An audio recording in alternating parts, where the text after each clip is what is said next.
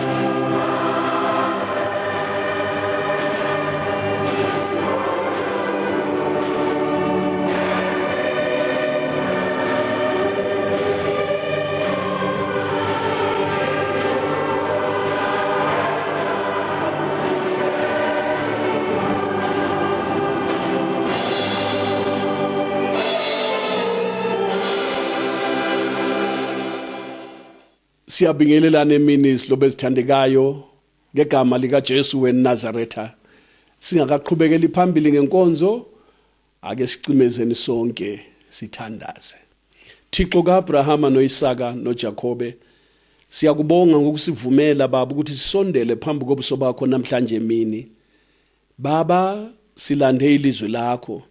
Thixo wami, sicela ukuthi ukhulume Jehova, sizwe ukuze usitshele okwenza baba. Nanzi impilo zethu ziphambi kobuso bakho, insizi zethu ziphambi kobuso bakho, ukukhala kwabantu bakho kuphambi kobuso bakho msindisi. AbakwaIsrayeli bathi bekhala baba ezweni laseGibhite, wezwa, wabona, wehla ukuba ubakhulule ubakhiphe ebuqilini.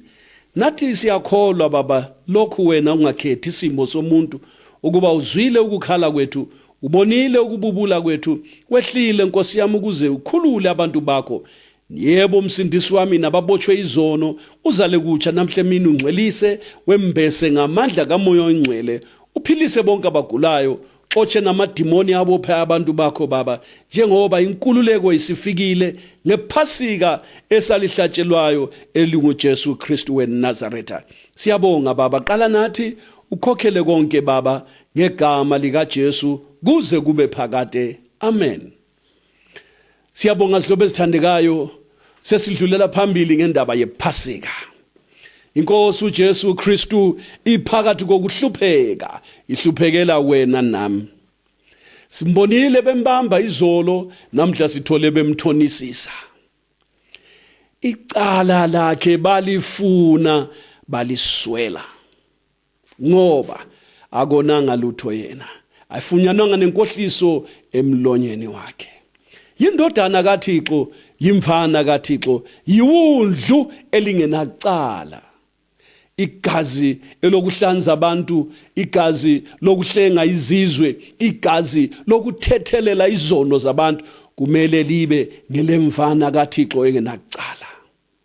Nangu Jesu, indodana kaThixo, nangu Kristu oweze emhlabeni elenjongo yokufuna nokusindisa okulahlekileyo, uyasondela esiphambanweni. Haleluya. Igazi lakhe liyafuneka eLathini, haleluya, ukuba kube nomhlatshelo wokuthethelela izono zezwe. Igama lenkosi malibongwe. Siyabonga ngoMoya oyiNgcwele ovezele lezi zinto kithi thina abantwana babantu. Sasingakwazi lokho, kodwa uThixo ngothando lwakhe asithanda ngalo usivezele khona ngoMoya oyiNgcwele. Igama lenkosi malibongwe. Siyaqhubeka ke zithandwa zami, sidlulela phambili kulindaba emangalisayo ezwisa ubuhlungu eyokukhululwa kwethu thina abantu. Sasizoni, sihlale ebubini, sidubekile, sibotshwe ngamaketane kaSathane, kodwa uJesu wasikhulula. Haleluya.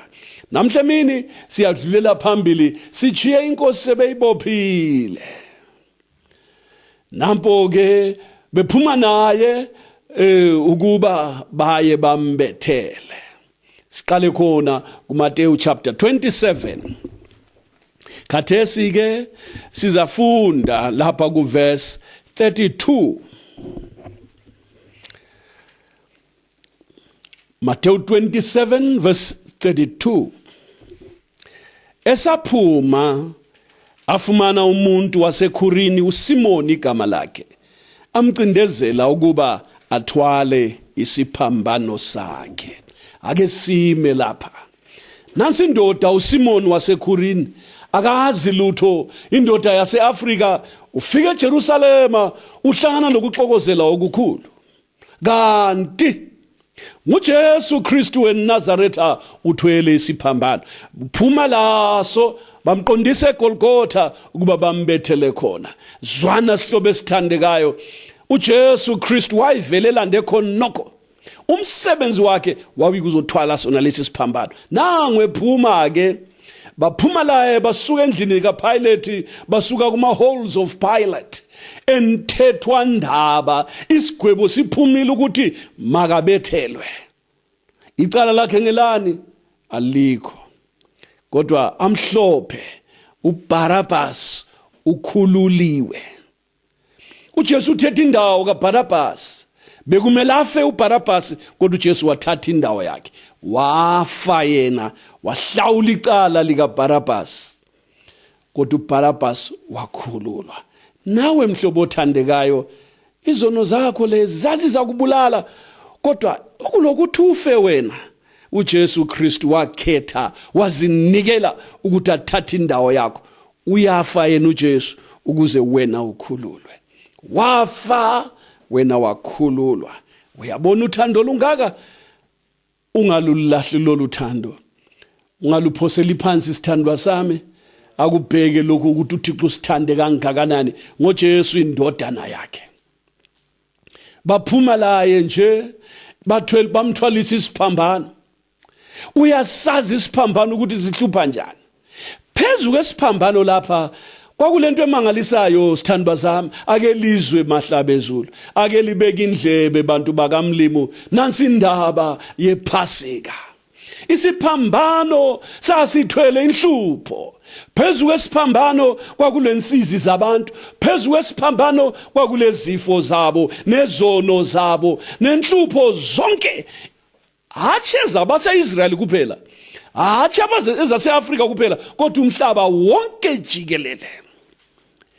Inhlupho nensizi nezono ezabantu bonke kusukela kumuntu wakuqala uAdam kuze kuya kuba semuntu nozacina ukuzalwa kwakukhona phezu kwesiphambano. Wayethi nxa esibheka isiphambano, haleluya, esilanda isiphambano, igama lenkosi malibongwe, ngiyakholwa wayesithi kasibuye ngithwale izono zabantu, ngithwala izifo zabantu, ngithwala imithwalo yabantu bonke, imphefumulo ikhululwe, abantu bazuze ukuphumula emoyeni yabo.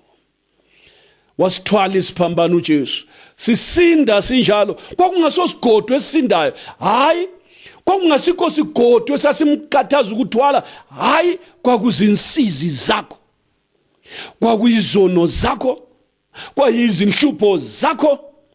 Lalela sihlobo esithandekayo, sezathwalwa sihlobo sami. Ungazithwaleli inhlupho, ungazithwaleli imithwalo, ungazithwaleli insizi, sezathwalwa nguJesu weNazaretha. Zonke wazithwala emnqamlezweni. Igama lenkosi malibongwe. Wayethweswa zona uThixo, wazithwala. Haleluya. Oh, lesiyani isikhathi nxa sebabe sebeqedile ukumbhinqa, sebenza abakuthandayo, bamgqokisa nameva ekhanda, beze benza lokho abakufunayo, sebesuthiseke ngokumkhathaza. Ngapha udatshuliwe, wadatshulwa ngezamboko, inyama yakhe idabukile. Umzimba wakhe ugcwele imidwa, babetshaya bengelamusa, igazi liyavuza. Ngemidwa yakhe sipholisiwe thina. Haleluya. Enjalo esekhathele, lokho kusukela izolo kalalanga, kaphumulanga, kadlanga lutho, nango bayamlayitshisa futhi isiphambano. Sihlobo sami, that was the moment. Leso sikhathi, oh haleluya, akubheke mzalwane, akubheke sithandwa sami, lalela sihlobo esithandekayo, nanku umusa kamlimi. Bheka uJesu esondele esiphambanweni, haleluya. Umbheka umsindisi esilanda isiphambano, sibuya namasotsha awesiRoma. Wayesilanda esithanda, haleluya. Glory to God. Wasilanda ekhangele wena. Haleluya. Sengathi ngiyayibona inkosi, sengathi ngiyayibona imvana kaThixo, sengathi ngiyayibona isondele esiphambanweni, sengathi ngiyayibona ekhothama, haleluya, engenisa ihlombe lakhe ngaphansi kwesiphambano. Glory to God. Ethwala izono zezwe lonke. Kachiyanga nasinye, kachiyanga omunye umthwalo ngaphandle, wathwala konke esiphambanweni. Haleluya. Oh haleluya. Leso sikhathi, lowo mzuzu engenisa ihlombe lakhe ngaphansi kwesiphambano. Igama lenkosi malibongwe. Hallelujah. Glory to God.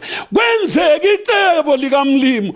uIsaiah wakubona wathi impela wazithwala ihlupheko zethu. Yes, waphatha nokudabuka kwethu, umvimbo wokuthula kwethu wawuphezu kwakhe, nangemidwa yakhe sipholisiwe thina. uIsaiah wawubona lowo mzuzu khona le endulo uJesu ngakazalwa. Lalela kwakukhatshana kuIsaiah lesikhathi sokubethelwa kaJesu, kodwa wambona uJesu engenisa ihlombe lakhe ngaphansi kwesiphambano esilayitshi isiphambano. Hallelujah. Oh, hallelujah. Waze watsho uIsaiah wathi impela wazithwala inhlupheko zethu. Yebo sihlobo sami, wazithwala. Waphatha nokudabuka kwethu kunjalo. Umvimbo wokuthula kwethu wawuphezu kwakhe kunjalo, nangemidwa yakhe sipholisiwe thina kunjalo sihlobo esithandekayo. Akubheke lapha esiphambanweni. Nansi isiphambano uthwele izono zabantu. Emhlane wakaJesu umzimba wakudatshulelwe ukuphilisa bonke abagulayo. Hallelujah. Phela imisebenzi emibili, umsebenzi wezifo wathwalwa nguJesu, umsebenzi wezono wathwalwa nguJesu. Uzasalela lenkathazo zakho, uJesu sowakuthwala, wathwala izono, wathwala lezifo. Uyabuya lapha esiphambanweni, uyasibheka isiphambano, wazinikela sihlobo sami, wazinikela dadewethu, wazinikela jahala kithi, wazinikela ntombi, ethwala izono zakho, ethwala ukugula kwakho, wafaka ihlombe lakhe, wasibamba isiphambano, wasithi gaxa. Glory to God. Oh, yeka leso sikhathi, khangela ukuqhakatheka kwakhona. Indodana kaThixo sifikile enzikini yomsebenzi awulandezweni. Kalandanga ukuzovakatsha, kalandanga ukuzoxoxa labantu, kodwa ulande ukuzothwala izono zabantu nensizi zabo nenkathazo zabo azithwala zise eCalvary. Yes, namhlanje uJesu ungakholwa kuye nomsebenzi wakhe lo. Konke okukuhluphayo namhlanje kuyasuka emahlombe nakho.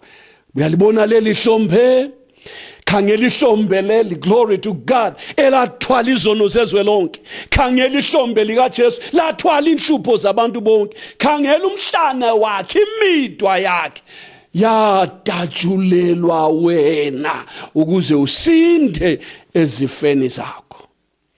Uyaphuma uJesu bamholele eGolgotha, amasotsha ayamshaya noma kunjalo, kodwa wahamba. Ngapha ekhanda uvuza igazi elivela kumbobo zameva abethelwe kuye enziwa abe umqhele. Waphuma enjalo umntakamlimi. Oh, isiphambano sihamba sidweba phansi. Simsinda isiphambano kwangasindwa isigodo. Kodwa inhlupho zezwe lonke, usizi lwezwe lonke, izono zabantu bonke nezakho zathwalwa sihlobo sami. Namhlanje uzalo lutsha luza kubonisa ukuthi impela zathwalwa. Hallelujah. Ungakholwa umsebenzi lopheleleyo wesiphambano. Namhlanje izono zakho ziyathethelelwa. Bathi bephuma ke, baphuma naye amasotsha bemchayela njengembongolo, kodwa ke wayethwala izono. Zangakhale, kazangathini, kabubulanga, kahlabanga mkhosi, kachonga ukuthini, lenzani, hayi. Wathula wathi zwi. Ubaba uChuma ngengoma yakhe uthi yena wawungambuza yena uJesu ngaleso sikhathi, uthi Jesu kanti kuyini kwangaka? Wayeza ukutshela, glory to God, athi yena ngihlutshwa luthando. Wathwala kisiphambano ehlutshwa luthando, wasithwala kuphela engabuzi engakhangeli, wasithwala lehlazo laso. esiya eGolgotha. Bathe bayaphuma badibana nendoda yase-Afrika. Glory to God. uSimoni waseKhurini, indoda ensundu eyase-Afrika, bamcindezela ukuba thwale isiphambano senkosi uJesu. Hallelujah. Afrika, nawe wawukhona. Hallelujah. Wakumela uSimoni waseKhurini, wasimela thina beAfrika khona lapho. Kodwa khangela ukuthi usimela ngento enhle, wancedisa inkosi ukuthwala isiphambano. Wancedisa umsindisi ukuthwala isiphambano. Akutsho khona lokho ukuthi uSimoni uyofela abantu, hayi. Akutsho khona lokho ukuthi uSimoni uthwele izono zabantu, hayi. Umthwalo wezono wawungekho phezulu kaSimoni, umthwalo wezono wawuphezulu kaJesu. Imidwa yokusindisa umuntu yayingekho phezulu kaSimoni, kodwa imidwa yokusindisa nokuphilisa abagulayo yayiphezulu kaJesu. Kodwa iAfrika yathwala isiphambano. Hallelujah. Mhlobo othandekayo, iAfrika ibusisiwe. uJesu ezalwa, uHerode efuna ukubulala abantwana, uThixo wathi uJesu azophephela eAfrika, ezweni lona leli leAfrika, kuwonalo umhlabathi ohlezi phezulu kwawo. Afrika, masibuyeleni kuJehova. Khangela umuso ongaka, noMoses wazalelwe eAfrika. Khangela sihlobo sami, nendaba yokuphuma kwabantwana bakwaIsrayeli yenzeka khonapha. iPhasika lakuqala lahlatshwa khonapha. Glory to God. Afrika ubusisiwe. Baphuma naye, bahamba naye uJesu. Ake sihambe naye siye eGolgotha. Hallelujah. Nawe khwela lintaba yeGolgotha, asihambe sisephasikeni siyakhumbula inkosi isibusise sonke. Verse 32, esaphuma afumana umuntu waseKhurini, uSimoni igama lakhe, amcindezela ukuba athwale isiphambano sakhe. Sefikile endaweni ethiwa iGolgotha, ukuthi indawo yenhloko, bamnika iwayini elimunyu lixubaniswe nemure ukuba aliphuze. Kepha elizwile kavuma ukuliphuza. Sebembethele bahlulelana izingubo zakhe, benzelana inkatho ukuba kugcwaliseke kwachunyayelwa ngumprofeti ukuthi bahlulelana izingubo zami, benzelana inkatho ngesivatho sami. Bahlala bamlinda khona. Babeka phezu kwekhanda lakhe incwadi yecala lakhe yokuthi lo uJesu inkosi yabaJuda. Kwabethelwa kanye naye abaphanga ababili, omunye ngakwesokunene nomunye ngakwesokhohlo. Abadlulayo bamthuka, banqakuza amakhanda bethi, wena ochitha ithempeli ubuye ulakhe ngezinsuku ezintathu. Zisindise wena uma uyindodana kaThixo, yehle esiphambanweni. Nanjalo abapristi abakhulu bamhleka kanye nababhali namalunga bathi, wasindisa abanye, angezisindise yena. Uma uyinkosi yakwaIsrayeli, akehle manje esiphambanweni sokholwa kuye. Wethemba uThixo, akamkhulule manje uma emthanda, ngokuba wathi ngiyindodana kaThixo. Nabaphangi ababethelwa naye bamthuka. Nantusizi bazalwane, indodana kaThixo seyifakwe emnqamlezweni. Uzobethelwa nje, sefikile phezu kwentaba yeGolgotha. Isiphambano nansi uSimoni uyasibeka lapho. Bathi besifaka phansi, uJesu weNazaretha walala phezulu khona lapho. Lalela sihlobo esithandekayo, walala phezulu kabalekanga, wathula njengemvu phambi kwabagundi bayo, akawuvula umlomo wakhe. Wayelala phezulu lapha, intaba yeGolgotha le sengathi intaba kanti yilathi. elokuthi umhlatshelo wezwe lonke wokusindisa izwe lonke abantu bonke ezonweni zabo uhlatshwe phezukwayo. Glory to God. IGolgotha ngiyithatha njengelathi lapho kwenziwa khona umhlatshelo opheleleyo ophuma egazini lika Jesu weNazaretha, imfana kaThixo esusa izono zezwe. Hallelujah. Walala phezulu Jesu. Hallelujah. Waqethuka phezulu kwesiphambano, kungathi ulele phezulu kwesiphambano kanti yilathi. Glory to God. Yahlatshwa imfana kaThixo, iwundlu likaThixo elisusa izono zezwe lahlatshwa. Wahlatshwa uJesu. Ake sizwe sihlobo sami. Verse 45. Kwabamnyama ezweni lonke kwaqala ngehola lesithupha kwaze kwaba ngelesishiyagalolunye. Ngehora lesishiyagalolunye uJesu wamemeza ngezwi elikhulu ethi, Eloi, Eloi lama sabachthani, okuwukuthi Thixo wami ungishiyeleni na?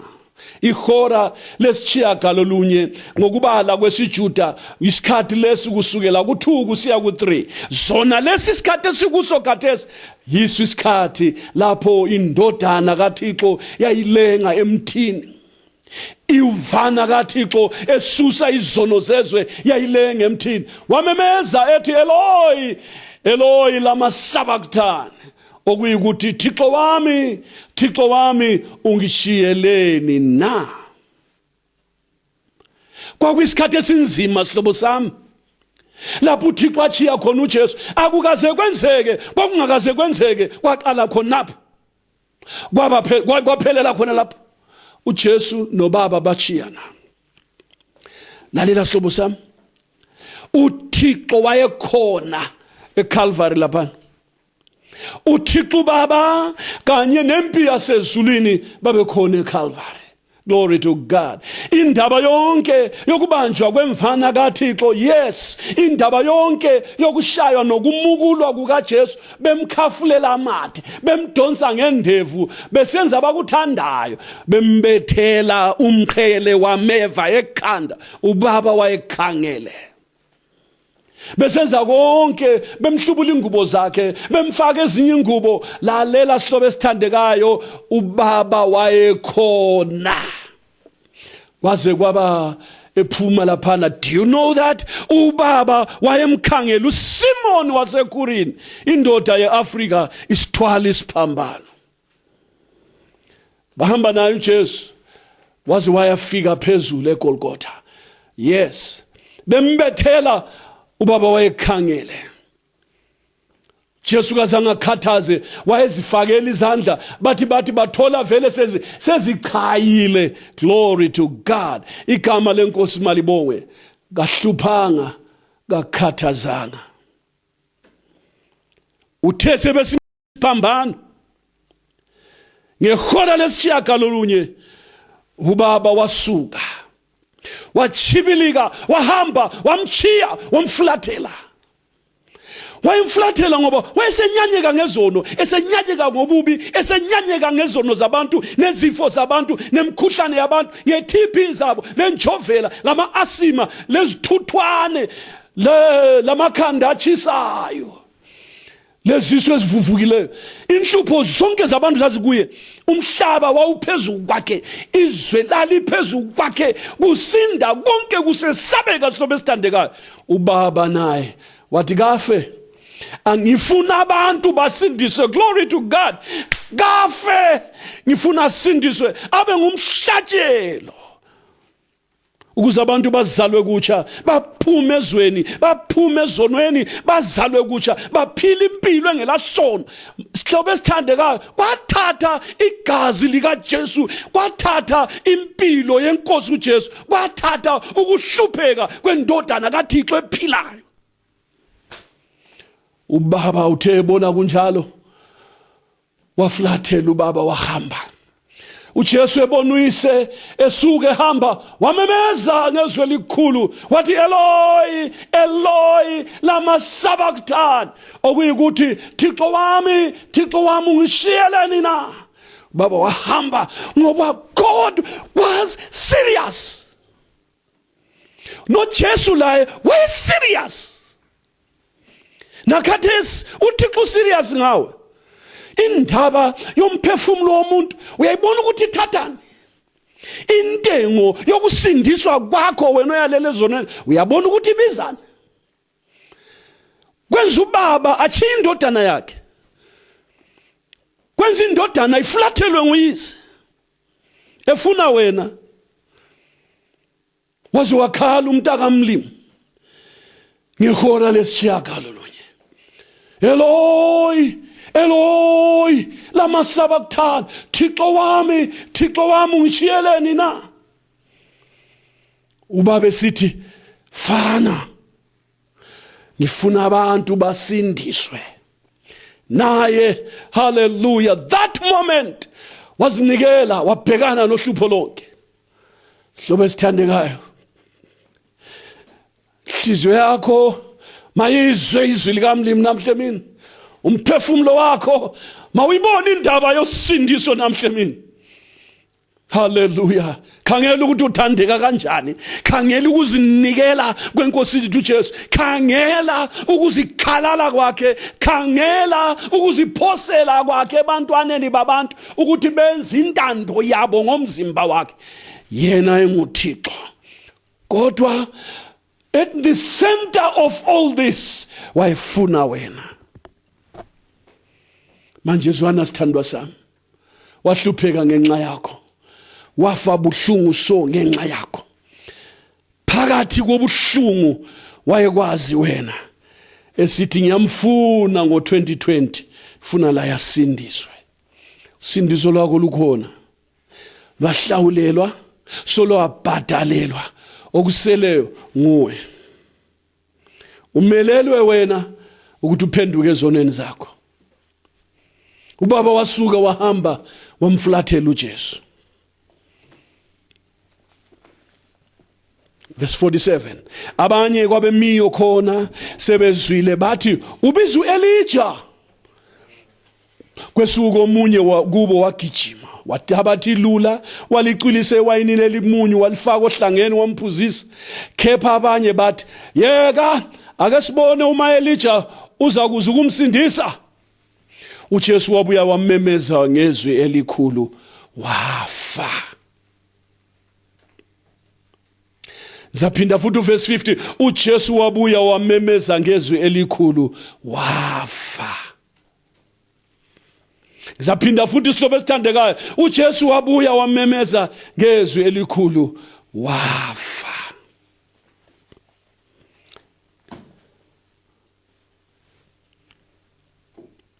Indodana kaThixo, uKristu kaThixo, kulotshwe ngaye embhalweni lo nguAlpha noOmega, ikuqala nokuphela. nguKristu lo, indodana kaThixo, wehlile emhlabeni uzofela abantu. Asiyokufa kwamahala, asikokufa kokudlala. Ulenjongo ngakho ufuna ukusindisa umphefumulo yabantu bonke, ufuna ukuthethelela izono zezizwe zonke, uthwele ububi bomhlaba wonke. Wabuya wamemeza ngezwi elikhulu wafa.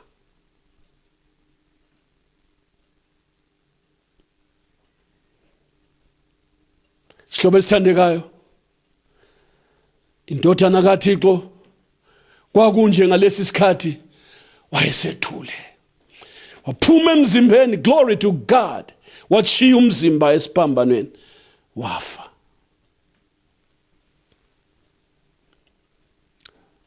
Wayefela into ekhona. Ake sizwe ukuthi kwahamba njani ephuma emzimbeni wakhe. Verse 50 uJesu wabuya wamemeza ngezwi elikhulu wafa. Bheka iveli lethempeli ladabuka kabili, laqala phezulu laze lafika phansi, umhlaba wazamazama, amatshe adabuka, amathuna avuleka, kwathi abangcwele abaningi ababelele bavuka nezidumbu zabo, baphume emathuneni emva kokuvuka kwakhe, bangena emzini ongcwele, babonakala kwabaningi. Kwathi induna yekhulu nababe nayo belinda uJesu sebebone ukuzamazama komhlaba nokwenzekileyo, besaba kakhulu, bathi nembala lo ube indodana kaThixo. Igama lenkosi malibonge. Bheka sihlobo esithandekayo, nansi isimanga ekufeni kwalindoda uJesu weNazaretha. Nansi isimanga esenzakalayo. Iveli lethempeli ladabuka kabili, laqala phezulu laze lafika phansi, umhlaba wazamazama, amatshe adabuka, amathuna avuleka. Uthini wena? Ukufa lokhu okumangalisa kangaka baseGolgotha, ngaphandle komduli weJerusalema, kulomango phakathi kweGolgotha leJerusalem ithempeli. Kodwa khangela ukufa kukaJesu kudabula iveli lethempeli eliphakathi kwethempeli ngale. Uyabona ukuthi kuyadlelana lokho. Ngale ngemva kweveli ngale kwakulezinto ezesabekayo, ngemva kweveli yethempeli kwakuhlala izinto ezesabekayo ezingcwele, kungangeni khona umuntu nje. Kodwa uJesu Kristu esifa, iveli ladabuka phakathi, ladabuka kusukela phansi laze lafika phezulu. Umhlaba wazamazama, waqhekeka amatshe sihlobo sami, amathuna avuleka. Lalela sihlobo, kwabamnyama ebusweni bomhlaba, umhlaba wethuka, wesaba. Ilanga siyatshela ukuthi lacitsha, konke kwathula, wathi nya, indodana kaThixo ilenga laphana. Hey wena, khangela ukwesabeka kwakhona, amathuna evuleka. Hey, yikufa bani lokhu? Ngubani lo? Ngubani kanti ofayo lo? nguJesu weNazaretha. Haleluya. Imvana kaThixo esusa izono zezwe. Akulamuntu wathi isifa kwenzeka lokho. Never. Sizwa ngamaphepha ukuthi abantu bayadlula, loba bedume njani sikubona emaphepheni, lasukuma TV, lasenyuzini. Kodwa ukufa kukaJesu, umhlaba wanyikinyeka, amadwala aqhaqheka. Yeyi wena, kwavuleka amathuna, kwavuka abantu abafile bahlala phakathi emathuneni. Lithi iBhayibheli bazophuma ngemva kokuvuka kukaJesu, bayabonakala emzini ongcwele. Yikufa lokhu, kulesimanga lokhu. Ukufa kunje asikuko kudlala. Wayengafeli ukuthi udabuka amatshe, hayi, wayengafeli ukuthi uzamazama umhlaba. Wayefeli ukuthi izono zabantu ziphele, ehlawula icala lezono nemphefumulo yabantu, ethenga wena nami. Amandla akhe okusindisa kawagcini khona phezonweni kuphela, adlulela phambili. Igama lenkosi malibonge. Khathesi nje ngokufa kwakhe manje, nxa sikukhumbula ukufa kwakhe, kuyenzeka khonke sikukhumbulayo njengokutsho kwelizwi likaMlimi. Yes, umhlaba wakho wena sunyikinyekile. Listen, ngitsho umzimba wakho qobo wonke kusukela enweleni usufika emazwaneni, sunyikinyekile umhlaba wona lo. Namadwala, izinto ebezinzima empilweni, namhla ziqhaqhekile, amadwala akwamukile. Uyezwa? Nemsebenzi efile yathi phakathi kwakho iyafa yonke, iyaphuma, iyahamba. Umhlaba wakho unyikinyekile ngokufa kwenkosi uJesu. Sukhululiwe brother, ungakholwa emsebenzini wesiphambano. Glory to God. Ungakholwa kuJesu weNazaretha, kwenzeka imhlolo sithandwa sami. Uyabona khathesi indodana kaThixo ifile, umhlaba unyikinyekile, amadwala adabukile. Ya, ngamandla kaThixo okufa kwakhe, ya, ngamandla okufa kwekaJesu, adlulela phambili, aseqeda uhlupho lwezono, adlulela phambili, seqeda uhlupho lwezifo, adlulela phambili, azakunyikisa umhlaba adabula namatshe. iveli lethempeli ladabuka kabili. Indodana kaThixo isifa. Iveli yayindawo engavulwayo, yayindawo esabekayo. Akuzwe ukuthi kwakulani phakathi kwabaseHebheru. Masinyane sifike khona. AbaseHebheru incwadi yabaseHebheru chapter 9 sifunda kuverse 2. Lalela amazwi ombhalo. Ngokuba wakhiwa uthente owokuqala okwakukhona kuye uthi lwesibane nethebula nezinkwa zokubhekelwa othiwa wongcwele. Ngasemva kweveli lesibili uthente othiwa wongcwele engcwele enesitsha segolide sokuchisa impepho nomphongolo wesivumelwano unamekwa ngegolide inxa zonke. Haleluya. Okwakukhona kuwo ukamba lwegolide olunemana, igama lenkosi malibongwe, nenduku kaAroni eyahlumayo neziphephe zesivumelwano. Phezu kwawo kwakukhona amakherubi obukhosi asitha isihlalo somusa esingena kukhuluma ngakho ngakanye khathesi ngakunye. Sezilungisiwe lezo zinto ngokunjalo abapriste bangena ngezikhathi zonke kuye uthente oqala basebenza imisebenzi yokukhonza.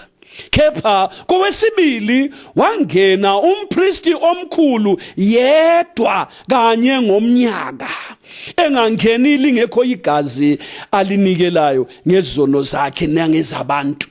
Umoya oyingcwele bonisa lokhu ukuthi ayikenziwa ibe sobala indlela eya endaweni engcwele esemi uthente wakuqala. Okulinganisa kusemanje okunikelwa ngaso iminikelo nemihlatshelo engena kuyenza iphelele inhliziyo yakhe okhonzayo. Uyakuzwa lokho?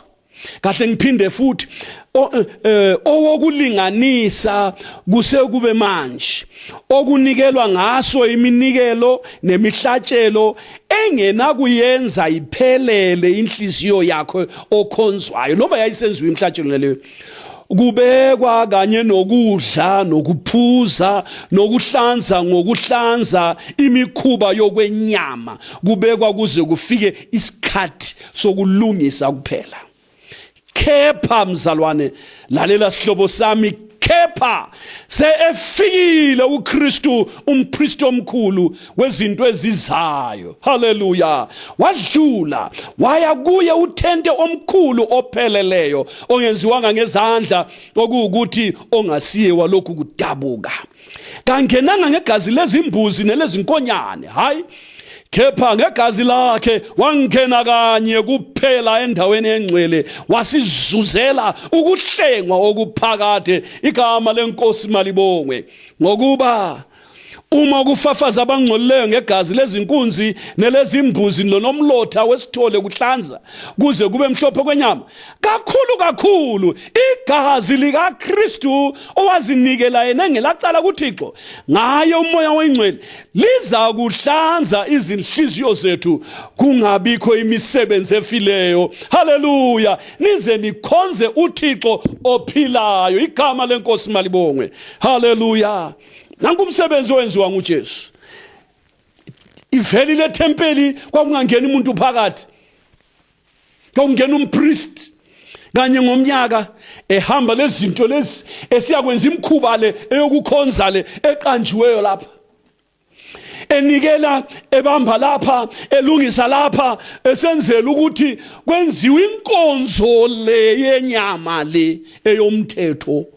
Kodwa lalela sizwile lapha ku verse 9 kuthiwa ke engena kuyenza iphelele inhliziyo yakhe okhonzayo.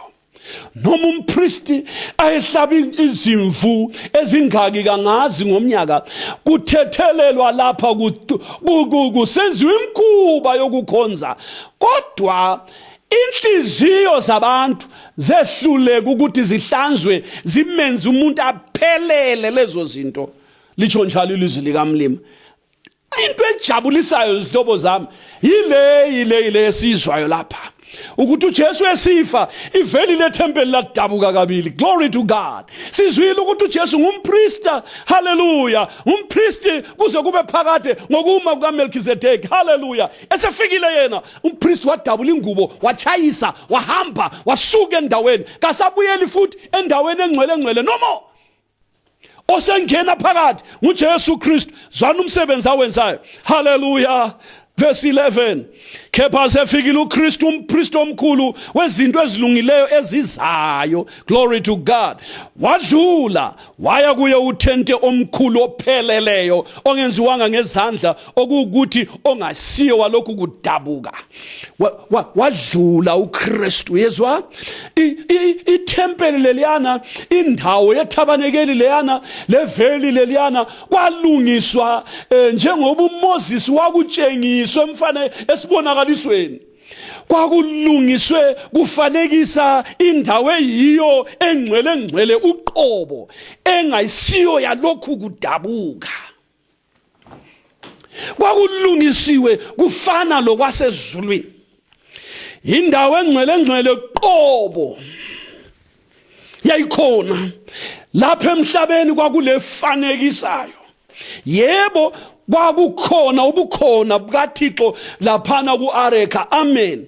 uJehova eziveza. Hallelujah. Imisebenzi senziwa kulungile, kodwa kwakungokwesikhathi soneso kuze kufike lesi sikhathi, kuze kufike ihora lesishiyagalolunye. uJesu ememeza esithi, Eloi Eloi lama sabachthani, Thixo wami ungishiyelani na? Kwasokuphelela izikhathi zokuba umpriest athathe indawo yakhe. Hallelujah. Zokuthi kume umthetho wokuvala ngeveli. Glory to God. Ladabuka iveli kusuka phansi kuze kufike phezulu. Wavuleka indawo engcwele eyayingenwa ngumpriest kanye ngomnyaka. Kusenziwa imisebenzi eyokukhonza engeke yenze inhliziyo yopheleleyo, engeke inhliziyo yenze inhliziyo yokhonzayo iphelele. Kodwa uJesu esefikile, sizwe isimanga lapha. Hallelujah. Awuzwe isimanga mzalwane wami. Kepha sefikile uKristu umpriest omkhulu wezinto ezilungileyo ezizayo. Wadlula. Hallelujah. Waya kuthente omkhulu. Amen. Opheleleyo. Amen. Ongenziwanga ngezandla. Amen. Okukuthi ongasiyo walokhu kudabuka. Yes. Wahamba kuthente phakathi ezulwini. Ungakhohlwa, ubaba wayesehambile khonale. Wamchiya laphana ememeza uJesu esithi, Eloi Eloi lama sabachthani. Ngomunye umbhalo siyezwa ukuthi umoya wakhe sewekela wamemeza wathi kuphelile. Khona lapho ephuma. Hallelujah. Yena wadlula uthente wasemhlabeni. Wadlula uthente osethempelini lika Solomon eJerusalem. Yena wadlula waya kuthente uqobo. Wafika khona nansi into emangalisayo.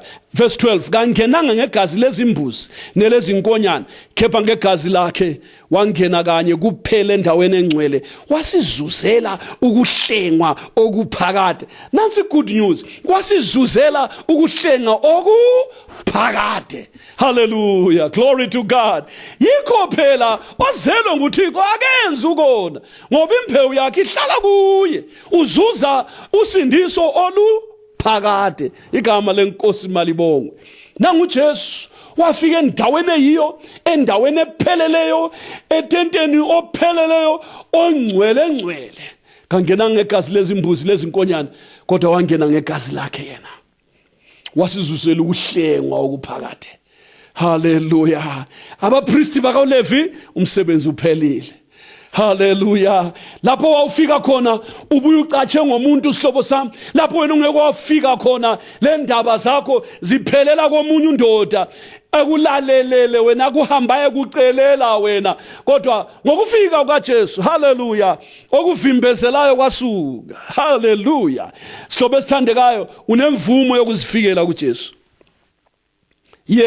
Khathesi ungadinga umpriest omunye, ungalande enye indoda, ungalande omunye umfazi, ungalandeli ijaha, ungalandeli intombi, ungalandi umfundisi, ungalandi man of God, ungalandi umprofita. Hamba kuJesu straight, uJesu weNazaretha, ufike uzendlale kuye. Hallelujah. Imvumo ikhona. Hallelujah. Ngokudabuka kweveli letempeli kwasuswa abantu, wasala wena lo Jesu. Yes, akusekho into emileyo la. Sondela kuye ngenhliziyo evumayo, uza kwamkela. Sondela kuye ngenhliziyo ethobekileyo, ufika ukukhuluma indaba yakho, iyaphela indaba yakho yezono. Hallelujah. Uyakukhulula uJesu. Uyabona mhlobo wami, ithuba ngelakho, indawo ikhona, indlela ivuliwe eya kuJesu straight, ungadlulanga komunye umuntu. Izono zakho ungazivume emuntwini, zivume kuJesu weNazaretha. Ngokufa kwakhe sivulela umnyango omkhulu wosindiso. Nawe uyavunyelwa. Awudingi kuba ngumfundisi ukuthi ukhulume lo Jesu. Awudingi kuba ngumpriest ukuthi ukhulume lo Jesu. Awudingi kuba ngumprofeti ukuthi ukhulume lo Jesu. Nawe sihlobo sami, nawe ulemvumo yokuzikhulumela lo msindisi uJesu. Imvumo ikhona. Iveli seladabuka kabili. Umpriest awususiwe phambi kwakho. Fika ngenhliziyo edabukileyo nethobekileyo, uThixo kayikuyidela. Asizwe ukuphela kwendaba. Sibuyele khona ku chapter 27 encwadini kaMateyu. Hallelujah. Siyajabula xa sitshelwa ngosindiso saluthola ukuthi saluthola njani. Inhliziyo yethu iyathokoza xa sisizwa ukuthi sathengelwa usindiso lolo. Yes, yikho simthanda uJesu. Igama lenkosi malibongwe. Ake sizwe ngalindoda ku verse 54. Kwathi induna ekhulu nababeme nayo belinda uJesu sebebona ukuzamazama komhlaba nokwenzekileyo besaba kakhulu. But nembala lo ube indodana kaThixo. What a confession. Babona izinto ezenzakala, babona ukuthi asikho kufa kwesintu lokho. Lo ube indodana kaThixo. Mhlawumbe uJesu ubungamazi sithandwa sami, umsindisi ubungamazi. Ngokuchazwa kwelizwi lokho, ngokukhulunywa kwendaba yokubethelwa kwakhe esiphambanweni, ngeke watsho na ukuthi nembala lo indodana kaThixo esusa izono zezwe. Ungeke watsho yini ukuthi nembala lo nguye oyakusindisa abantu bakhe ezonweni zabo. Ungatsho njalo ngokuzithobisa bese uguqa ngamadolo ucele kuThixo uza kuthethelela uJesu ngoba uzifumene. Ungazifumana uThixo uyakusindisa namhla. Ziyathethelelwa izono zakho. Asiqhubeke. Verse 55. Kwakukhona besifazana abaningi bemikude bebuka ababemlandele uJesu bevele eGalile bemkhonza. Wayekhona nabo uMaria Magdalene noMaria unina kaJakobe noJose nonina wamadodana kaZebedi. Sekuhlwile kusho ukuthi mantambama kwafika umuntu oyisicebu waseArimathea igama lakhe uJosefa, wayengumfundi kaJesu. Lo waya kuPilathu wacela isidumbu sikaJesu, khona uPilathu wathi anikwe isidumbu. Hallelujah. Uyabona ke uJosefa wasithabatha isidumbu wasisonga ngendwangu emhlophe, wasibeka ethuneni lakhe elitsha eliqotshwe etsheni, wagiqela itshe elikhulu emnyango wethuna wemuka. Nangu uJesu sefile. Indodana kaThixo sifikile eCalvary. uJesu weNazaretha bethelwe.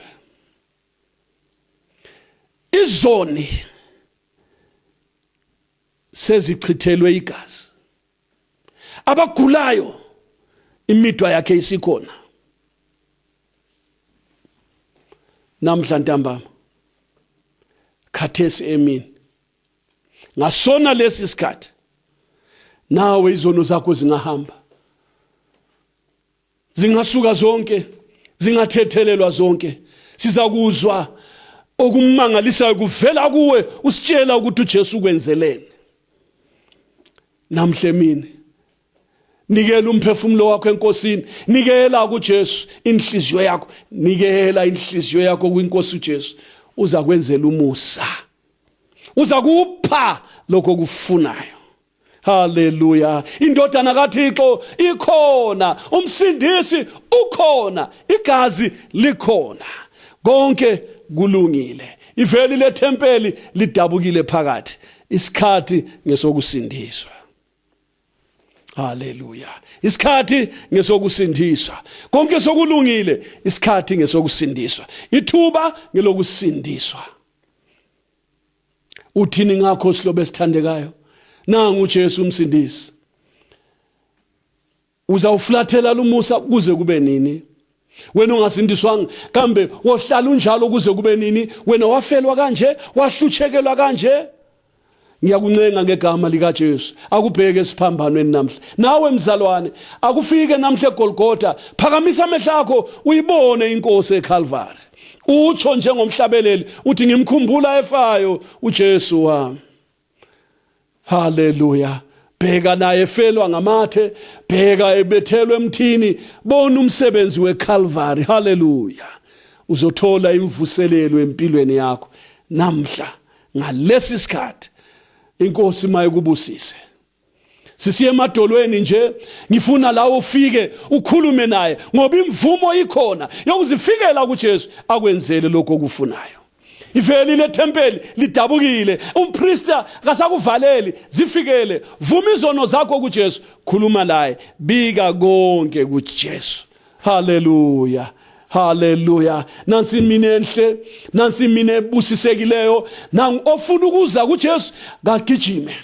Ofuna ukusondela enkosini, isikhathi sakho namanje. Ngena emseni kaMlimo, ngena kulinhlanhla, kholwa kuJesu, dlana iPhaseka. Thatha igazi likaJesu lifakwe enhlizweni yakho, uzophepha ngomhla wokuphela. Inkosi mayisibusise sonke. Asiqimezenini, siqeda lumthandazo, siguqe phansi sikhuleke. Thixo kaAbrahama, Thixo kaIsaka noJakobe, nanti izwi lakho lifundiwe, sibonile baba Nkosi yami ulenge emthini, yebo emnqamlezweni. Thixo wami usindisa izwe lonke, uthwele izono zonke nezifo zonke. Sokulungile baba ngoba wakuthwala konke. Wakuthwala ukuze singazithwaleli thina. Thixo wami abagulayo ubaphilise, abalezono bazale kutsha, uphinde ungcwelise, wembese ngamandla omoya oyingcwele, usebenze Jehova phakathi kwethu. Ngiyabonga baba, sesisiye emadolweni manje, hlangana nathi Nkosi yami, usibusise sonke, sicela ngokukholwa ngegama likaJesu kuze kube phakade. Amen.